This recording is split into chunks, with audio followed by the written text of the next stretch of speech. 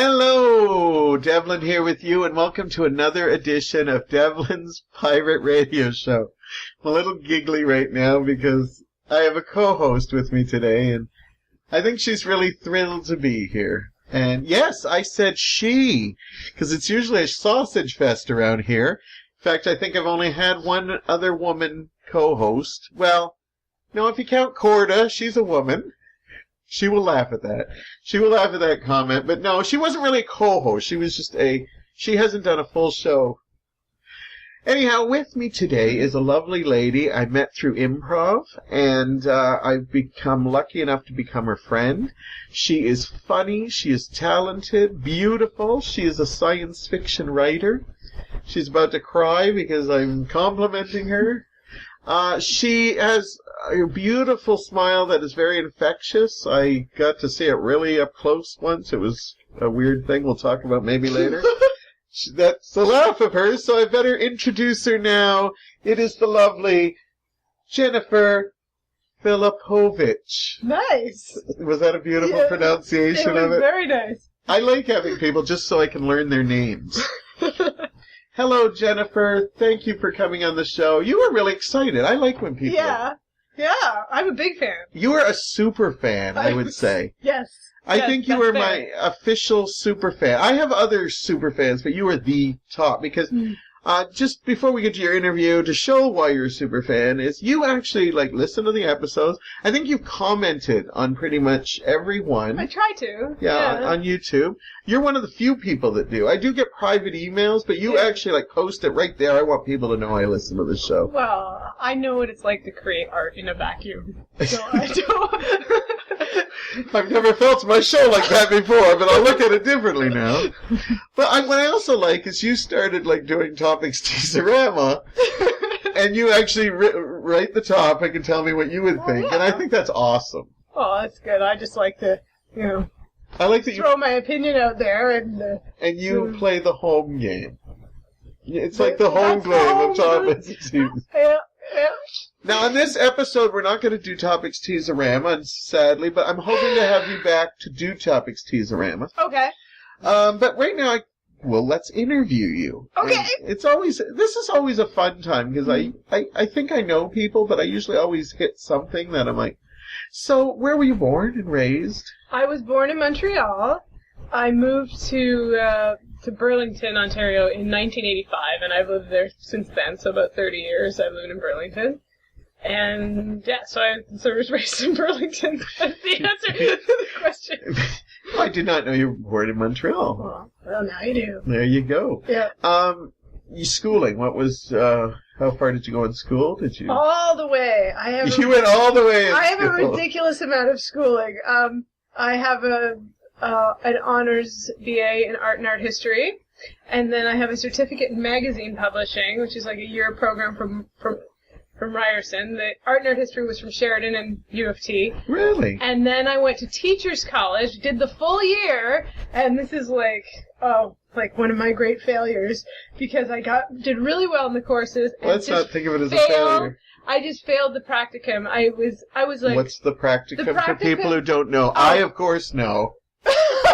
I'm just for some of my audience members who might not know. Okay, I really don't know. The practicum is where you actually go into a classroom.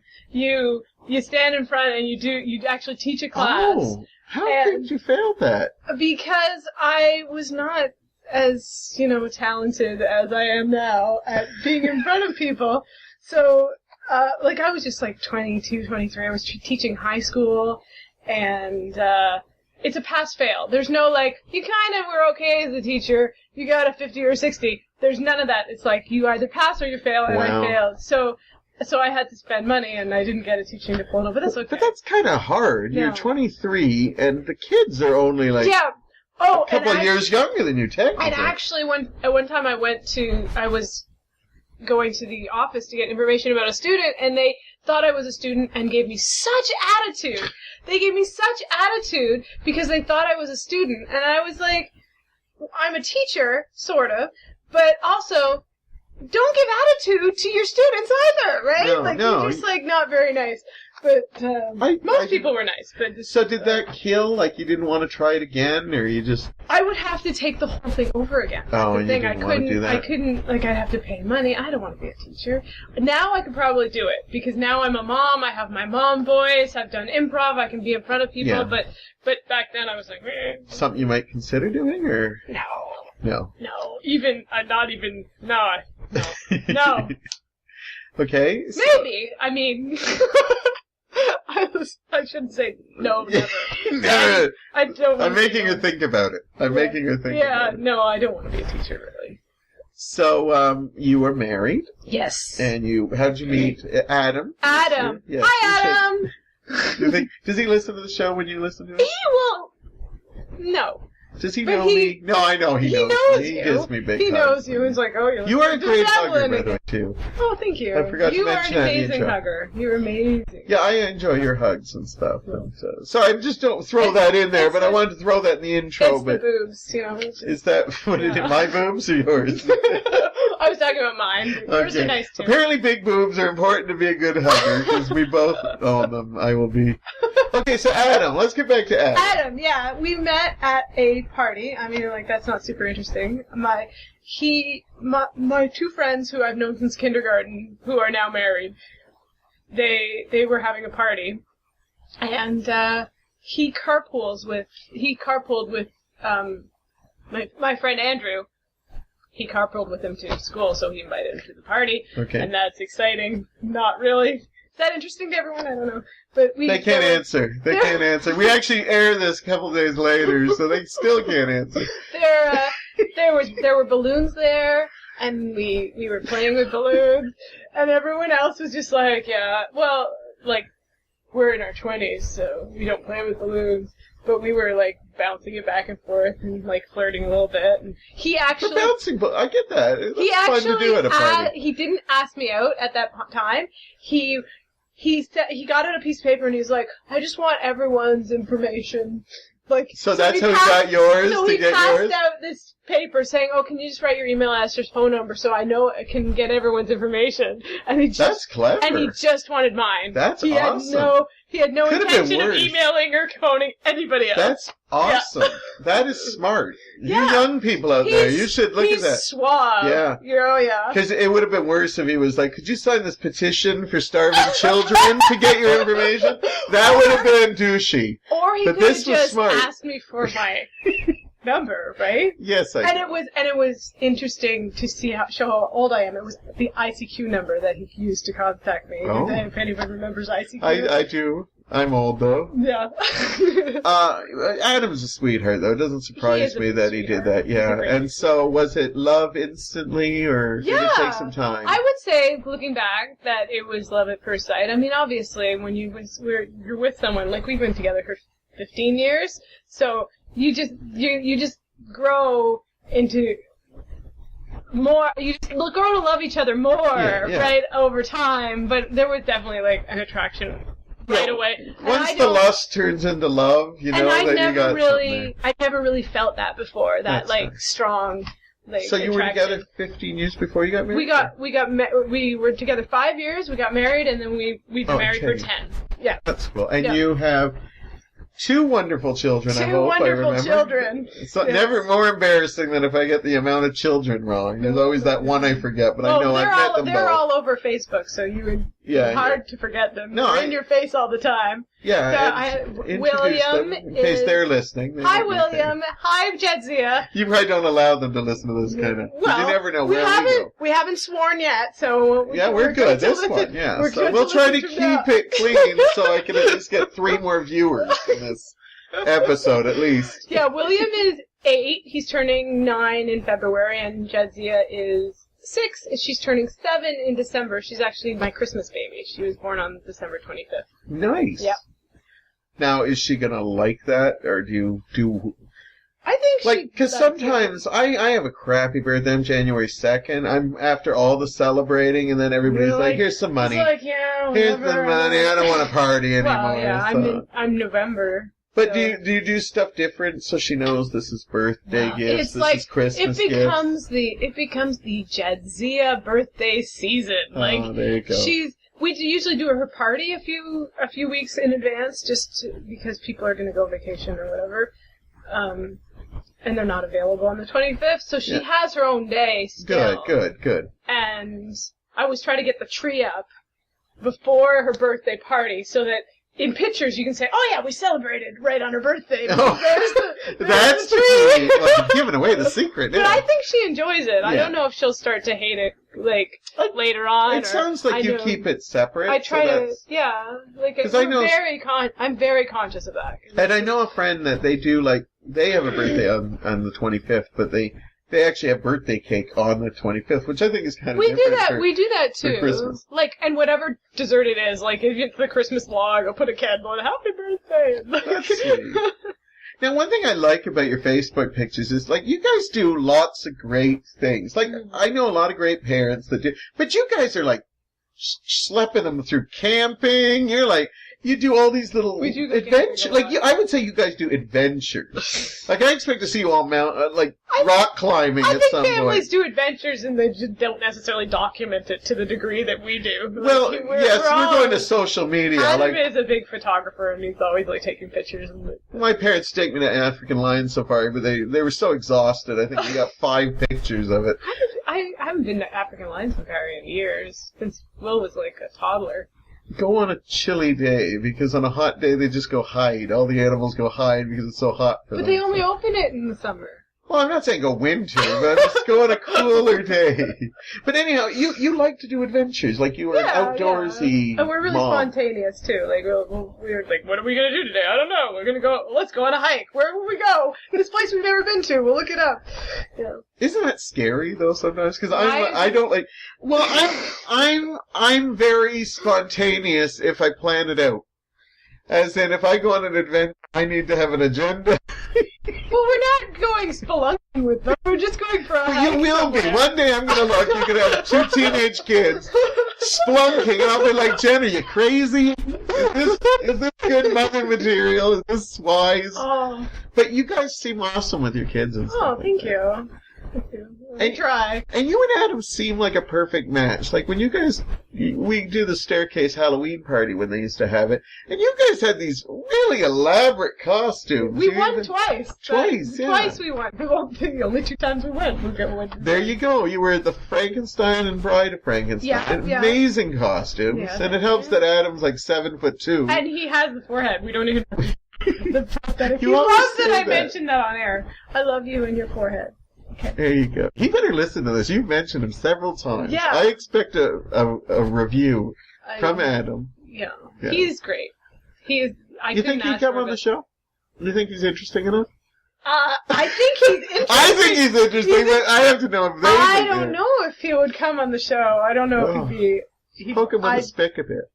Who could I talk to him about? You? Yeah, you can ask him. Ask him. But I don't know if he'd want to. Okay.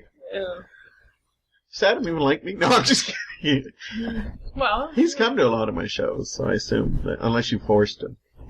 Don't say if you did. I'd like the illusion of thinking actually talked you into going. It's actually it's hard for us both to go to a show together. Yeah, because you have kids and stuff. Yeah, so because it's if I'm out enjoying myself, then one of us is always under house arrest.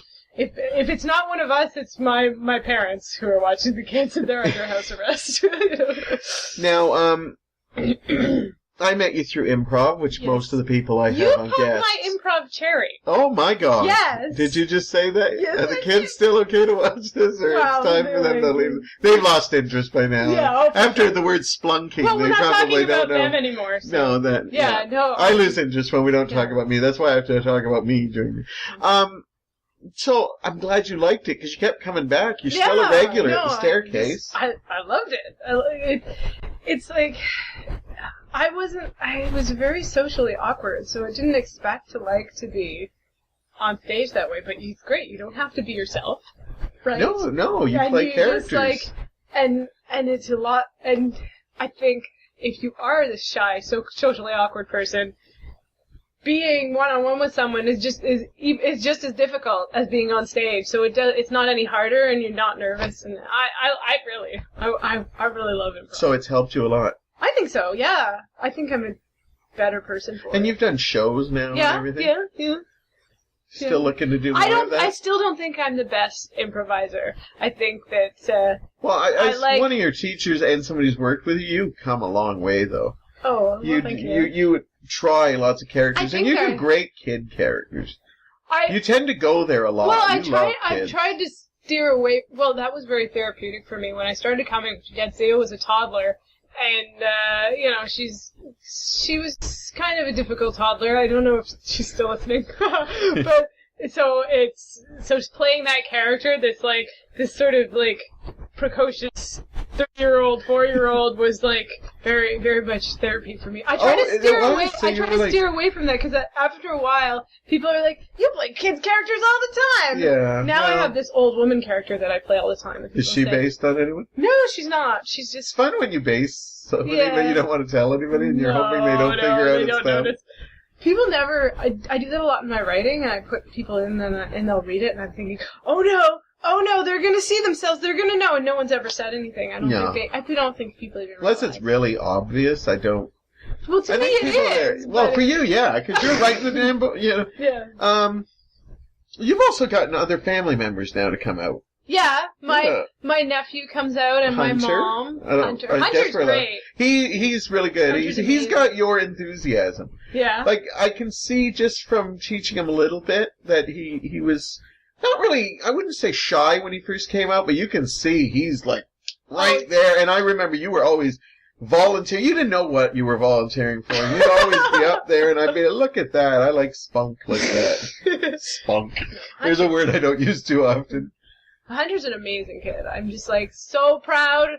I know I'm his aunt and not his mom, but I'm so proud with the way he's turning out, and he's become such a wonderful young man. Yeah, he seems like it. I've talked to him a little bit after class, and he just seems like it. And your mom's even tried it now. Yeah, my mom. She come back. She questioned me on everything. She's tough. Yeah. She was tough. I don't think she's giving you the third degree, though. No. She's not like... she's not like a couple that... I like when they do, but she questioned it. Why did you say that? What do you mean by that, And I'm great with that. I like that kind of thing, but I'm always like, whoa. Is it weird? Have you done a scene with either of them? Is it weird to do scenes I've done scenes with both my mom and my nephew. No, it's not. Into it? It's not weird. It's not weird. Good. No, it's great. Because sometimes it is weird for people than other people. I think they go to the boot camp, like the beginner class, and I go to the advanced usually. And I think it might start to be weird if they start to come to the advanced and if they're coming. Yeah. But maybe not. I don't know. Because you never know what characters you're going to wind up playing and stuff like that. I might accidentally play my mother.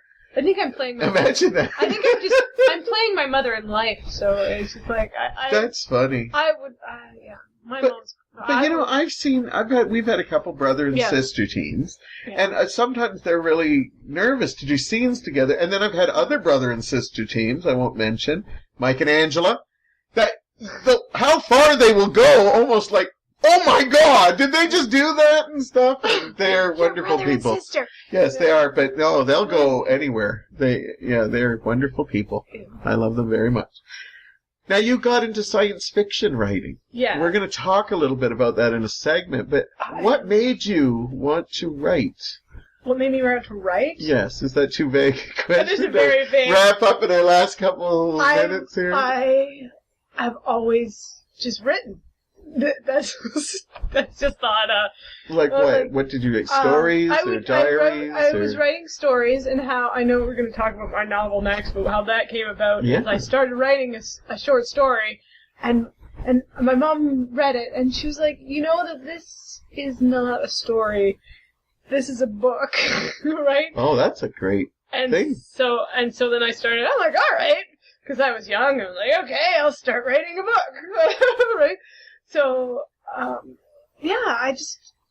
it's a way I express myself creatively. And you're going to do more, are you? Or is this just a one-time thing? I'm always writing. I have the first draft of my second book written, but it's not my focus right now, so I don't know when it's going to, come. And what is Jen's focus right now?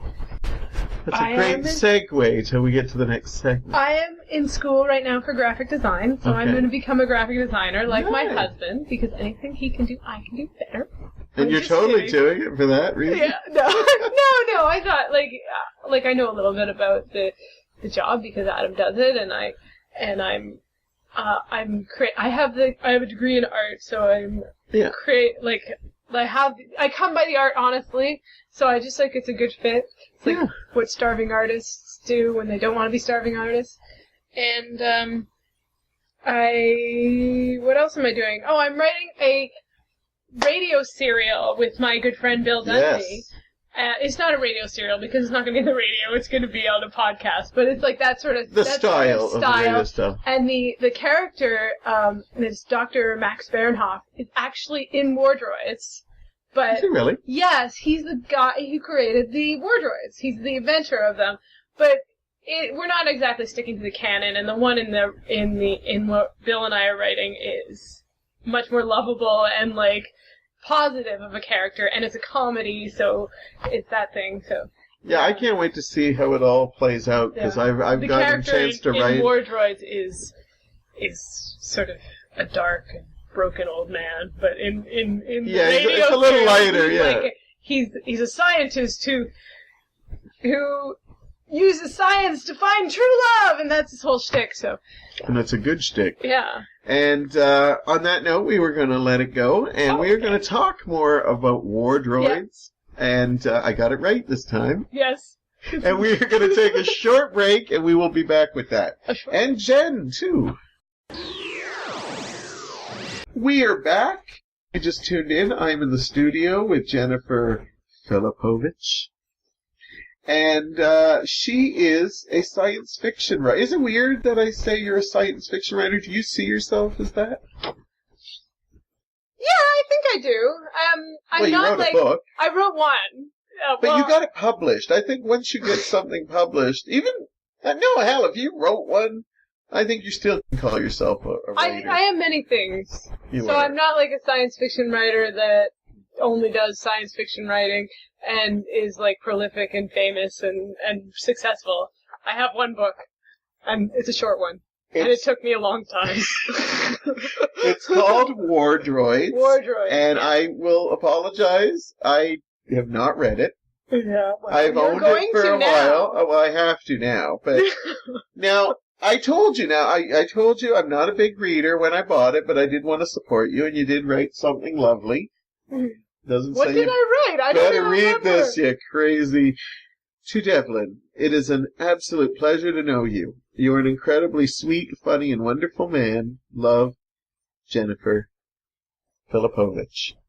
Aw. You wrote that. I am so sweet. See, so I read that all the time, but I haven't got past the rest of it yet. You're just why would you read farther? That is the best part. But I was looking at this. I think I could read this.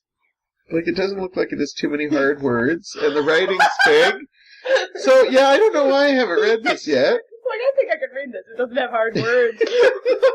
Well, first of all, my first question is not the first one I should ask you.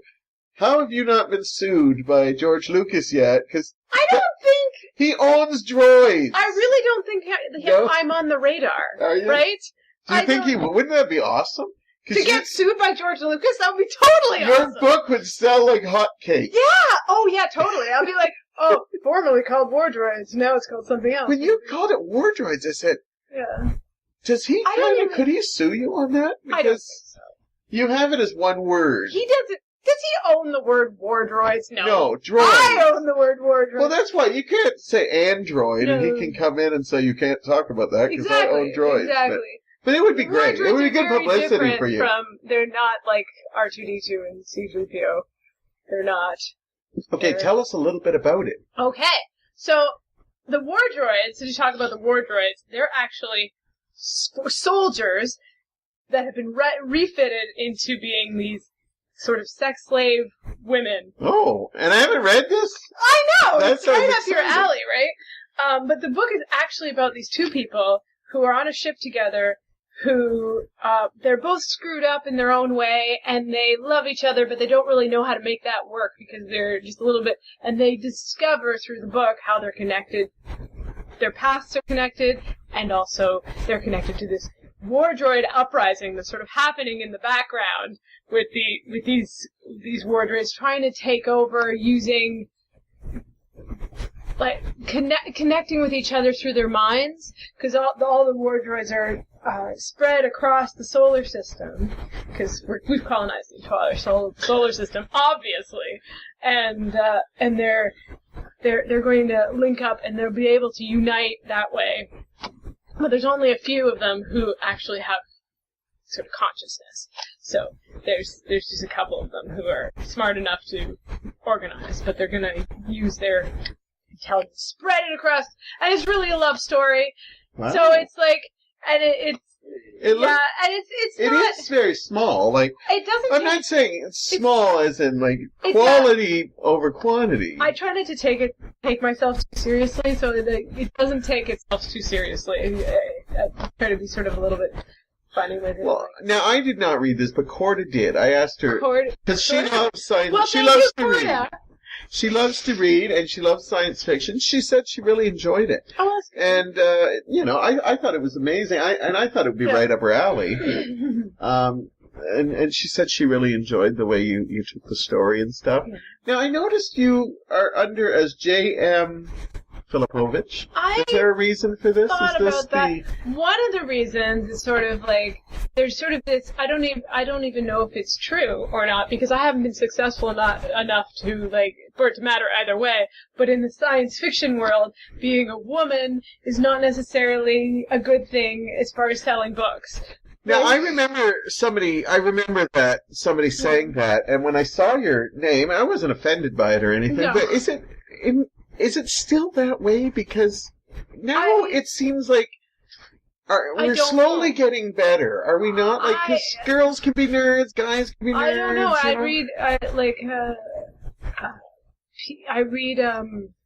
read an article just recently about a woman who was writing not science fiction, but something else. I don't know. And she told the story of how she started sending books places under a name that was just like could be a man or a woman. No, it was a man's name. Oh, okay. She did. She fully took a man's name, and she had a man email address, and just as a man email address. Yeah, I have one of those. Well, with the name, right? I know. It's like it's an email address with a penis. It's funny how you said that. Yeah, mywiener.com. And the article was how even when she got rejections, it was rejections with feedback that was constructive. Really? And there were some. She said she tried to send it to not people she'd sent it already because it would be too obvious. But a few of them she did send to the exact same agent, and the exact same agent wanted to see the book, whereas they hadn't before. Oh. But that's not been my experience. No. I just hope we'd come past that. I know I'm not naive to think that, but it's just now you go to Comic-Cons and it's not just and my name, sweaty guys from their basement. You see all walks of life, women just as much as men. I think being that my name is Jennifer too, it's not just a name that gives my gender away, it gives my age away. It's like very much a name of the 80s. You don't see a lot of Jennifers before the 80s, and you don't see a lot after. I never even thought of that. So it's like that is a woman that was born. Well, I was born in 1979. So you were worried nobody would buy a book from an old woman. Which I find weird since you're younger than me. But well, maybe people won't buy a book from a young one. Well, Agatha Christie did pretty good, and she's got like a name from the turn of the century, and not this century. I don't know. This is a. I know. I'm not. And if I had maybe I shouldn't have gone with Filipowicz, because I think I've heard having the ethnic name is a detriment as well. But it doesn't matter, because I sell to my friends who don't care what my name is, and that's it. Now, have you tried selling? Have you sold lots of copies? I don't want to find a way. I don't know how many copies I sold. Yeah, you're like me with podcast. Deal. I can never tell. You don't know. It's not like you get a list that says, "Oh, you sold 10 copies or whatever." They're available at Different Drummer Books in Burlington. Oh yes, I was gonna say, where can we get this? Different Drummer Books. He has a whole bunch of them because he did my book launch. I'm talking about Ian. Oh, and I don't remember his last name. But he runs Different Drummer Books in Burlington. It's the best bookstore in the world. I've heard it's wonderful. I don't think I've ever been. And he had my launch there. My mom had a book that was coming out at the same time, so we had a joint launch. So I remember that. That's lovely. That's great. Yeah, and he does this thing for you, where he has you into his store and lets you do your launch, which would cost money anywhere else, and then he acts like you're doing him a favor for doing that. That's awesome. Right? And he gets your book. Did he publish your book? I know. My book was published by Double Dragon Publishing, which is an ebook publisher. Okay. And now I got a hard copy. How is this happening? Well, you can get hard copies. I have hard copies, and like I said, they're in the bookstore. So, but yeah, they print on demand the hard copies. So you can order the hard copies online. And you can get an ebook if you still have an e-reader. Does anyone still have an e-reader? I'm not sure, but you can. I'm sure lots of people do. Though I've heard that the books are back. Yeah, well, I was very it was important to me that they did the print-on-demand thing. That they actually had, not that they printed them on demand, but they actually had hard copies, because I wanted to hold the book. Well, that's it. That's it. E-books are great, but when you're looking at a book, it's like, this is it. This is my name. What was your feelings when you first saw it? Were you just could you not believe seeing your name? Adam's name? It was a long time coming. Adam's name. Yeah, it's true. Well, it's not your maiden name. It's not my maiden name. But it is your name. It is my name. Yes. I feel like Filipowicz is my grown-up name. Yeah, because that's a good way of putting it. I was just a kid when I got married. I was 25 when I got married, and now I'm a grown-up. So I was McNichol for my childhood up until my 20s, and now I'm Filipowicz. Nice. Yeah. And what was it a great feeling when you saw the hardcover? It's even seeing it now sitting on your desk there. It's surreal that I made that. You're on a radio show promoting it. That's. Oh my God! 17 people are listening to this. 20 if Adam and them. I use that as a rough number. I honestly think I'm up to about 24 now. Ooh, and then made it. You don't count the ones that go through the segments, because I'm sure some go and say not interested, not interested. I should have 17 extra sales. Yes, look for that. I may have to go out and buy them. So I'm reading them if I'm investing that much. And can you still get the e-reader somewhere? Is that on iTunes, or is you can get it? You can get it on iTunes. And you can get it on the Dragon site, on Amazon. They have the e-reading. But if you go to Double Dragon Publishing, just Google Double Dragon Publishing Wardroids. It'll That's awesome. You can get it right Google Wardroids. Well, if you just Google Wardroids, you'll get this computer game that is also called Wardroids. And George Lucas with an angry face in the image section. George Lucas, believe it or not, does not care at all about my book. He's retired now. He's made a lot of money. He's a little more easygoing than he was in his youth, I guess. He's suing people left and right. So, you said you already have a first draft of your next novel. Yes, but I'm not working on it right now. Yes, it's not your priority. It's not my focus. But is this something we could see in a couple of years? I don't know. It took me so long to... You see how short that book is? Yeah. It took me so long to write that stupid This is your life. Yeah, I don't even want to say how long it took me, because it took me so ridiculously long. I'm trying to make this one not take as long, but yeah, maybe in a couple years, or a couple more than that. Have you reread it since you wrote it? Wardroids? Yeah. It's been a while. Yeah. It came out in 2013, and I probably read it then. A little bit. Have you got any feedback or any... Like you said, you sold it to friends and family, but have you seen it got into other people's hands and stuff? There were a couple people who read it that I did not know, and everyone's been positive. That's good. But I'm kind of cynical about that. People are not gonna be like, that book sucks, right? They're only gonna say... So you want only negative reviews? No. I want honesty. Is there honesty in the world? Oh, that's a deep question. Is there honesty? This is supposed to be a segment about Wardroids. I know. We're keeping it light. In the world? Well, there is because of Wonder Woman, and she makes sure she just ties us all up in her lasso and makes us honest. She does. No, I know what you mean. I like when people, write honest things, and I can usually tell. Mm-hmm. And I always joke that if I got lots of negative stuff, I would cry, but I would accept it too. Some of it I wouldn't believe either. Like if some people give me criticisms, I think, yeah, that's actually a good point. Mm-hmm. But if I don't probably believe what everyone's thinking, and they didn't say. But I also think sometimes I don't agree with that.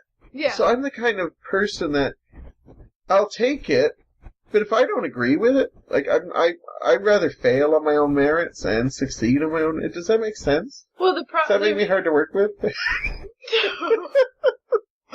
I get that. Well, like but a lot of the time it's like something that I already knew and I was already sort of insecure about. I was hoping nobody had noticed. And if somebody calls you out, then Then I'm like, oh, you're right. Yeah. Right. Well, everything I do is brilliant, so I don't have to deal with that. No, that's true. Will there be a movie based on it? So that might save me from reading it. Because I like a good movie. If we could based get on our friend Andrew, who's in the movie business, oh, he should totally like read the book. I don't think he's read it, and he's in writing science fiction stuff right now. And he should make a movie. He's into it. He knows people. He knows people who do. He's in the industry now. Yeah, he's in the industry. Yeah. Yeah. So we know people who are creative who can make movies. He does listen to this regularly. Yeah. Yeah. Well, of course he's been on the show twice. If he doesn't listen to it, that would just be. I think he's missed a couple episodes, but I've traveled with him. I travel with him a lot. He's going to be like, Jen, nah. Are you kidding? I'm expecting big numbers from this one. Yeah? You have a lot of good friends.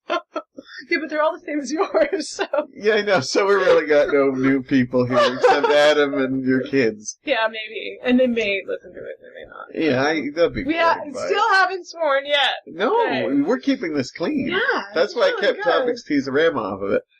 Although you don't have to swear in Topics Teaserama, but sometimes there's some risque topics. Well, I think it's wonderful. I think it's awesome that you wrote a book, and you should be proud of it. And hopefully you get lots of people interested in it. Yeah. Read I know it's been like 2 years. It is the must-read book of the century. Of 2013.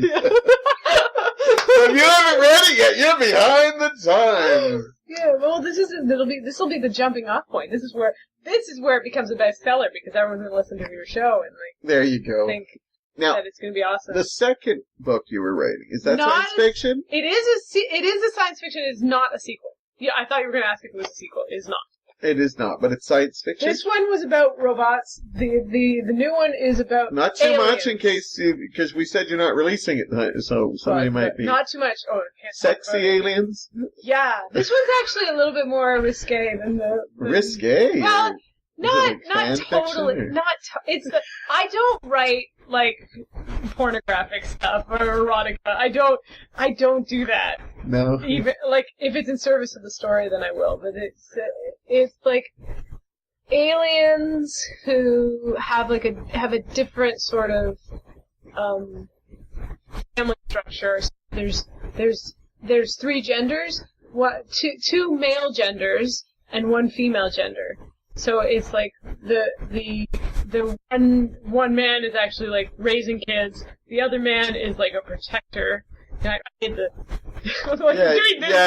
again, this does not translate on the radio. I was making like a strong gesture with my arms. Okay, and it's a matriarchal society, so the women are running things and having all the work and such. It's kind of hot. Yeah, it's actually kind of. I'd throw a couple sex scenes in there and you'll throw. Yeah, because there's 3 of them, right? So that's a different dynamic. Are you kidding? That's already like. Yeah. Number 1 seller right now. People are looking for that. What's that one who did the Wardroids thing? Well, I'll have to. I do plan to get back to it eventually. It drives me crazy that we can't find out the numbers on this. That the numbers on how well... Yeah. We'll like, say, how would you know? We'll say don't 17. You get a credit on this? Well... Or do you get, like... I get... Do you get any money from this, or...? I get 30% on ebook sales, and... Should I be asking and 10, this? Is this personal? 10... No, doesn't matter. I think it was 10 or, I don't know, percent on the hard copy sales, which works out to the same amount of money, because the ebooks are much cheaper. Yeah. And I don't get a lot of money. So, I don't think I've ever actually seen a check. So I just like your face. I am not... I don't, like, yeah. I am going to become a graphic designer because I'm like writing. That's not true. I did see one check because because Different Drummer bought a whole bunch of copies. Oh, nice. So that was the time that I got one. But it's not like they actually sold. They sold to the bookstore. Yeah. And then they're sitting on his shelf in the bookstore. Go buy them. If you went and saw it in a clearance bin, would you feel bad? I would be amazed that any store had enough copies to put them in a clearance bin. Hey, you should be proud. I shouldn't even be talking about the clearance bin. No. The fact Because people are going to run out to the Little Drummer. Honestly, like, I would love if I made $1 million from this, but the fact that anyone has read it at all, you know? And just, like, they've read it and people have come up to me and, like, they've made little references to it and I'm like, what? Yeah, that's awesome. And yeah, they just, like, that's a dream. Because you're just, like, I'm just, like, with my laptop, a little hobble, typing things out, and, like, I don't even expect anyone to. That's a good way. Yeah. That's good. Because I think some people go out, write a book, and expect to make millions right away, and it takes a lot to do that. Like, you gotta promote. My mom is a writer, too, so I don't have this sort of disillusion that it's, like, a big money-making thing. And she's very successful. She's got, like, 30 books out. Wow. Yeah. What's her name? Promote her. Sylvia McNichol. She writes, sort of young fiction and YA, just like sort of the young readers which is huge industry right now. Yeah.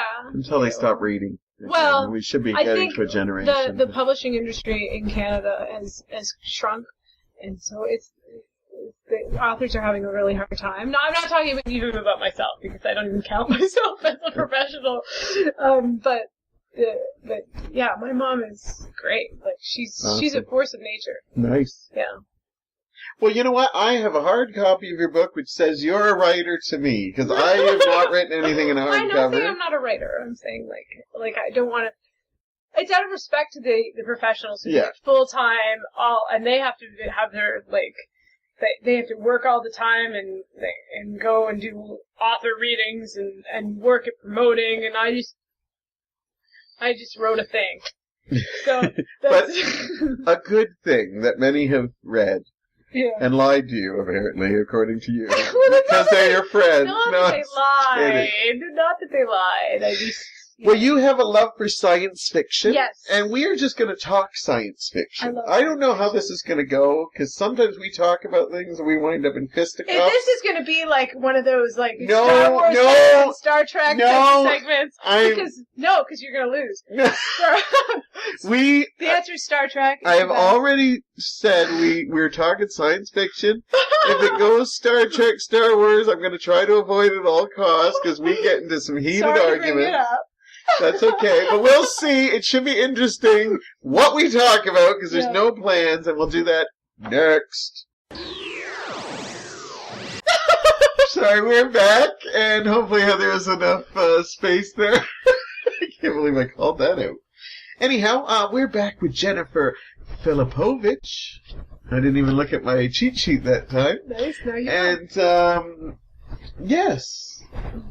You are a big science fiction fan. Yes. And we're going to talk about some of your favorites. Except particular. Star Trek. No, we can talk about that. We just won't talk about them at the same time. Okay. So what do you want to talk about? Well, first of all, how did you get this love? Has your family always been science fiction fans? My family. Well, you know what? I started watching...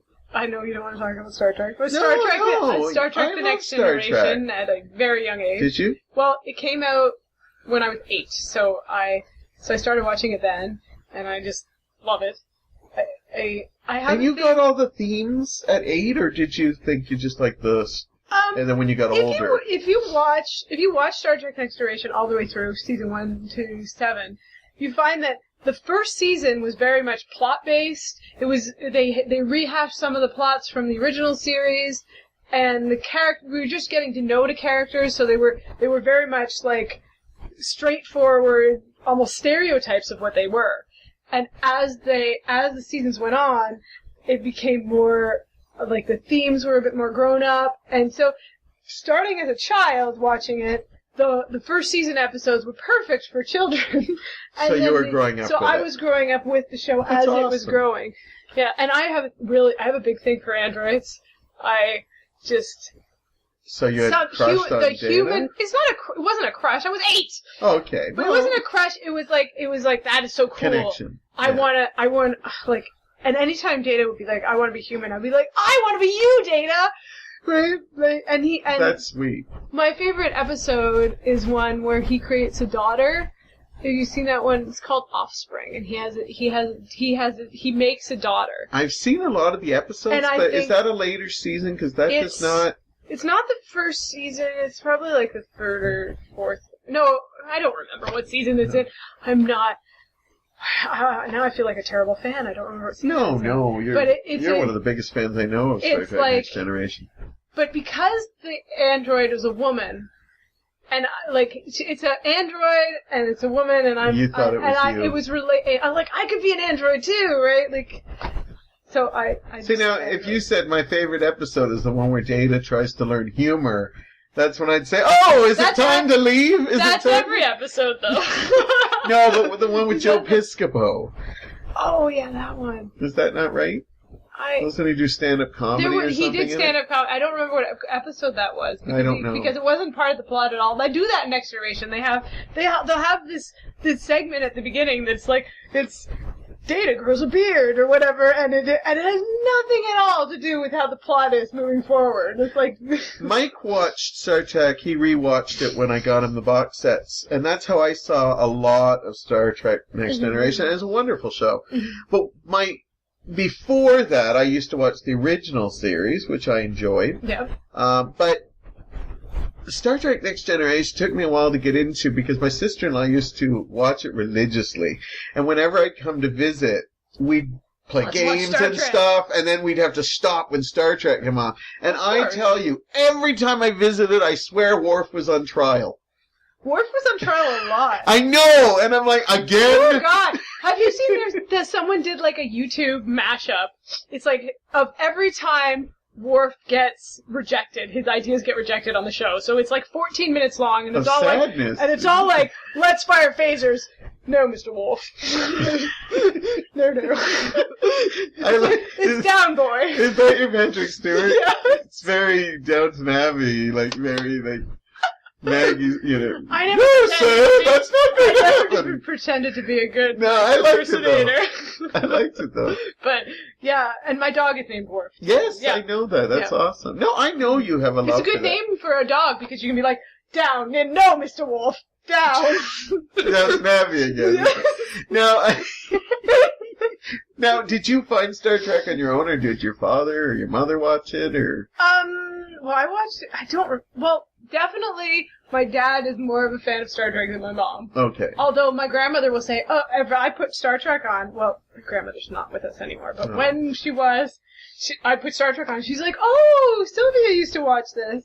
But she said it was because she had a crush on Captain Kirk that she watched Star Trek, not because she likes science fiction. Oh, well, Captain Kirk was pretty hot back then. Yeah, he was. He's a good-looking older man, too. Like, he looks, because I met him once, and he looks exactly like he does on TV. Like, usually especially with the older actors, you're like, you see them in person, you're like, yeah. But hey, we all age. He actually looks the way he does. That's cool. Yeah. Now, you mentioned a collage of Worf getting turned down. There's also number 2. What's his name, number 2? Yeah, number 1, like, Riker, sitting... Yeah, how he gets on his chair. He goes over the chair, like... That's hot. He puts. I never noticed that. Why not? But now, that's hot. It's like, look at my Now that ass. I've seen that, I can't not see it. Right? Every time he sits down, it's like, what? I watched a ton of episodes with Mike. I never saw that, and then I saw this, Riker sits and I down said, and "What a does way it. to display your ass! If I could get my leg up over a chair, I'd Like, start doing I that try too." to do it. I can't do that. Like, I don't understand. That's awesome. That's become his thing. Yeah. And Nice. It's a great show. And see, now we're talking about Star Trek: The Next Generation. I love But that's all okay. science fiction.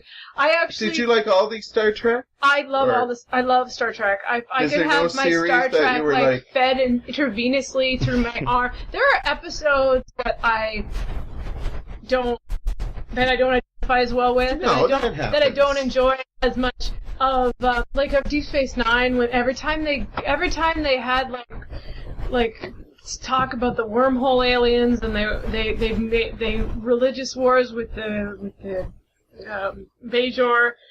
I was like, what is this? It was just boring, right? But I still watched it and I still loved it. Even the ones that I don't necessarily like, I love. And what other science fiction shows do you enjoy? I was from either the past or present? Well, have you seen the movie Ex Machina? Yes. I was like, because like that was like girl android. That's my thing, right? Yeah, and I just That's that a was great movie. That was an easy sell for me because I tell people that it's a good movie, but then I go like, you know what? Androids are a bit of an easy sell for me, even especially no, female you know what? androids. I kept hearing about this movie, knew nothing about it, Yeah. popped it on and watched it, and I was like, I was engrossed by it like the whole time. I had no clue how it was going to play out. Like, it was just... And it's so simple, right? Like, it's just like the two it characters, is. Yeah. and one of them is a sexy girl android, and they're in the woods together. Like not in the woods, but in like a compound. Yeah, and they're not like, in the... like in the woods. Like, they're camping. No, with androids. definitely. Run out and rent if you that. want to seek science fiction people rent that camping, you anymore? want to watch Star Trek V, because that is where they go camping together and they sing "Row, Row, Row Your Boat." It's known as one of the worst ones, but I quite enjoy it anyway because they go camping and they're just like, it's so ridiculous. Yeah, they had some movies. You said you were a Doctor Who fan? Oh yeah. I like the new series, the old series. I really only started watching it when the new ones came out, and I've since sort of tried to. But you can't watch all of the episodes of Doctor Who from the No, because some are missing. It's been on since the 60s. Yeah, I know. And not stopped. Yeah. And I love watching documentaries and about my it, though. son is a big Whovian now too. Oh, Like, really? He loves Doctor Who, and there have been times where I'm like, oh, the new episodes come out. Like, we were watching it on Netflix, so it's like, oh, there's new episodes on Netflix, and I'll be like, oh, Will, let's watch it together, and he's like, oh, I've already watched them all. I'm like, I wanted to, because I'll wait, and I'll be like, well, I'm not gonna watch that right now because he likes it. Yeah, you can have a moment. Adam doesn't like it. He finds it so ridiculous. Wait a minute. For the Halloween party, you got He him in a damn TARDIS. He wanted to be that was his idea to be the TARDIS, but he doesn't like to watch the show. Do you think he just wanted his own little office so he could just sit there all day? Yeah, and just take pictures of people and just like creep behind them and take their picture. because you were Doctor Who, like the scarf guy. Yeah, it was the Fourth Doctor. That's the Fourth Doctor. Is it? Okay. Yeah.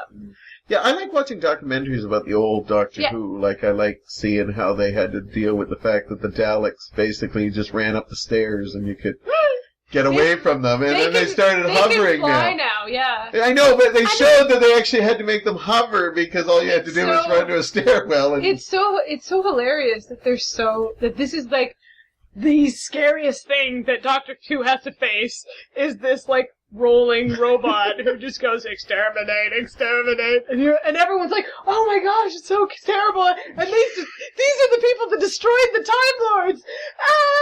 They're so, and Time Lords are so powerful. When Mike and I were at the Hamilton Comic Con, they had a movable Dalek there, and I basically.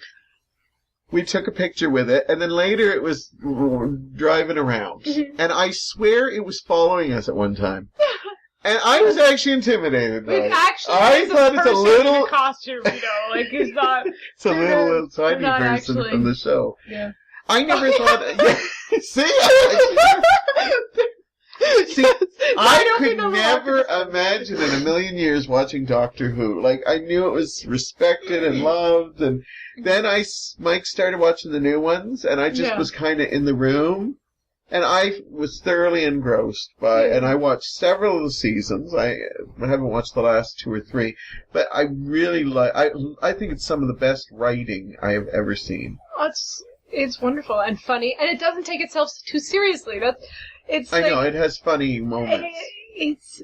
And I'm able to suspend my disbelief a little bit more than some. No, some people I've said, "Oh, you got to watch this," and they watch it and they're like, "Yeah, this episode was about mannequins taking over," and I'm just like, "No, that's not." That's one of the first ones in the new series. That is the first one in the new series. Well, see, the problem with I can suspend if I'm enjoying myself, if it's good. If it's something I'm not enjoying, then I'll pick little things. Yeah. But if it's something I love, I like, oh no, I can have an answer for why anything. But mannequins are scary. Come on. Yeah. We all. Now, did you watch Torchwood? Yes, I did watch Torchwood. Did you enjoy Torchwood? I did enjoy Torchwood. It's not as good as Doctor Who. No, it's different. Doctor Who, runs on his personality. Version. Like, he always has, and that's why every time the Doctor changes, it's like, oh, I don't know about this. Oh, yes, I do love this Doctor Who. Yeah. That's what Doctor Who fans everywhere feel, I think. Yeah, I think so. But you're always worried you're not going to connect with the new Doctor Who. Yeah, Torchwood had a series that I think were called, Children of the World. It was a 5-part miniseries. I watched it. And I think... Now, I'm not an expert in science fiction, but I think that was some of the best written stuff. Yeah? I was on the edge of my seat through the whole thing. They tried to be more adult with the Torchwood. Torchwood, I heard, was like the restricted version of Doctor Who. My one Doctor Who partner in watching, who is he is only 8, so we didn't watch Torchwood together. Yeah, well, it had racy stuff. They had aliens. It wasn't too sex. It wasn't no, too but I love Captain Jack Harkness. It's like a really sexy bisexual Han Solo type character. He was. It's funny because he wasn't. He became gay in Torchwood. He wasn't really, and he was like. Well, I think they talked that he was. There's some scenes in Doctor Who I remember when he visited again.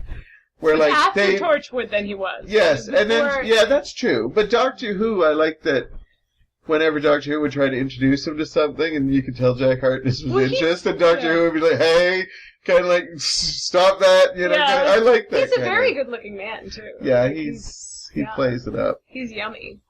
Yeah, we should give him a name as John Barrowman. Oh yeah. You mean he's a crazy Jack Harkness is not real? No, he's not a real person. You just I don't want to ruin that. I don't want to ruin that. And he doesn't die, and he doesn't age. Oh, he does age, because he's going to turn into the head of Bo. Anyway. Is that the stretched out skin or the giant head? That's a giant head that they meet. There was Spoilers! Is it too late? It's spoilers, sorry. If you haven't watched it by now, you probably won't. Because that's early. It was almost like a gag that he said, "Oh, well, I'm aging, even though I don't die, so how's that gonna happen? Oh, and by the way, my nickname is Head of Bo," or something like that. It was like, really? I almost lost it when I saw the giant head, because I thought of Third Rock from the Sun, when their ruler was called the Big Giant Head. Which I believe was William Shatner eventually. I don't remember. I remember he was never. It was never mentioned. He was just mentioned that he talked to the giant head. He was either the head of it or the head of it. There's head jokes all over the place. I love that you're into science fiction. I can tell you're really passionate about it.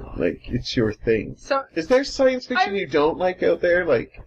I definitely think that having science fiction element in a story really helps me enjoy it. Yeah. If I read other things, I watch other movies and I read other things that don't have a sci-fi element, and sometimes I find myself thinking, there should be if there was a robot, this would be better, right? Would you write android erotica? Fan fiction? I would be too embarrassed to write. Even no. No, you don't seem to be I'm like too an erotica tame. type person. Yeah, I know, and I know you like people who have a dirty mind. No, I'm not dirty enough for you. that's horrible. We're ending on that? You're calling me not dirty enough for you? You choose when to end it. I don't know. No, we still got a couple minutes. Yeah. No, I don't think well, you asked the erotica question, Well, didn't you? You say erotics, I'm sure have- there's Star Trek erotica. I Have do you ever have, read like, any of it? some... I haven't read any Star Trek erotica. I've read science fiction erotica just because there was an author who read my book and then I read her book, sort of deal.